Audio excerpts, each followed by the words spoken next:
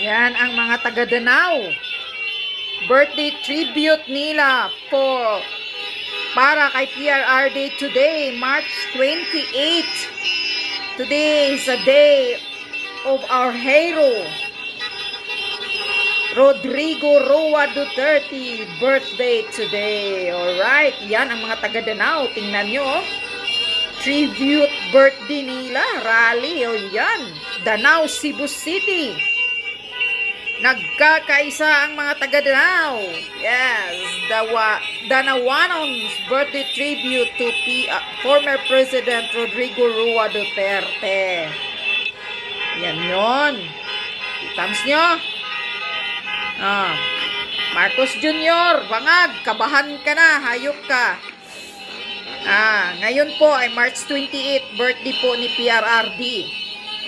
At nakakalungkot kasi nandun siya sa The Hague, Netherlands, pinapakidnap, pinapakulong ng mga buaya sa posisyon.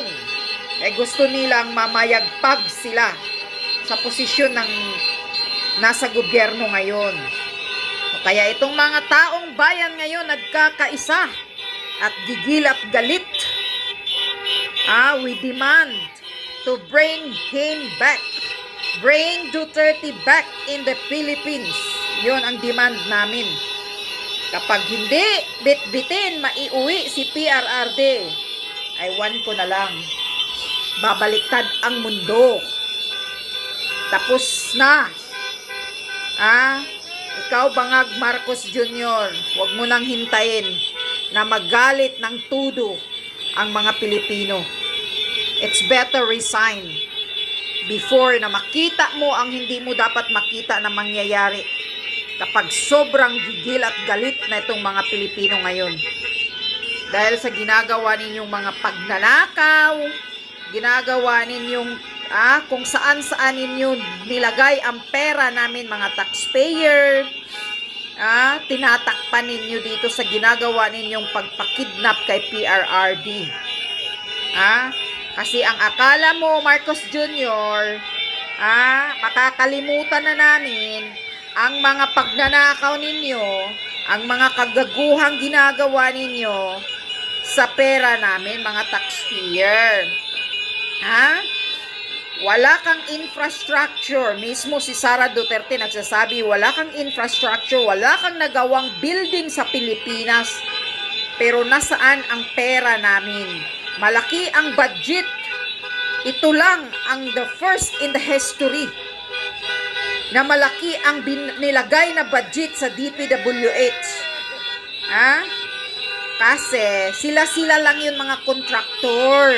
Sila-sila lang yun ang magnakawan. Yun.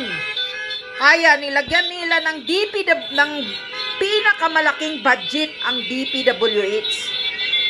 Obvious ba? Hindi kami mga tanga. Gising na ang taong bayan Marcos Jr. Kaya it's better to resign. Ang 90 billion sa PhilHealth hanggang ngayon kinasuhan na kayo. Kung saan ninyo binitbit ang pera ng 90 billion, pero ang sabi ni Maharlika noon, before pa na mawala yung pera na budget sa PhilHealth, sinabi na yan ni Maharlika na gusto daw kukunin ni Lisa Tanas ang budget ng PhilHealth. Nangyayari, di ba?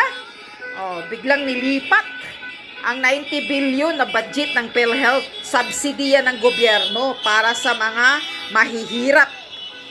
Ngayon, wala na. Zero subsidy ang PhilHealth ngayon. So, ano pa bang maaasahan natin sa gobyernong ganito? Lahat walang tinanggal ang mga budget na para sa tulong sa mga ordinaryong mamamayan. Umaasa pa ba tayo na maaayos at maganda ang buhay natin sa gobyernong Marcos Jr.? Sa ganyan lang na pinag-zero subsidy nila,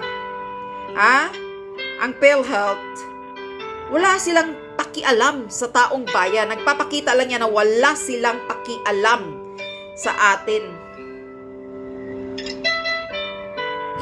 Tingnan nyo, ang mga supporters. Ikaw, Marcos Jr., mayroon bang nagmamahal sa'yo na ganito? Si Tatay Digong Duterte, wala na sa serbisyo yan, ha? O, tingnan mo si Hanilit at si Katie. Sa labas yan, kahapon yan. Sa labas ng Netherlands, The Hague.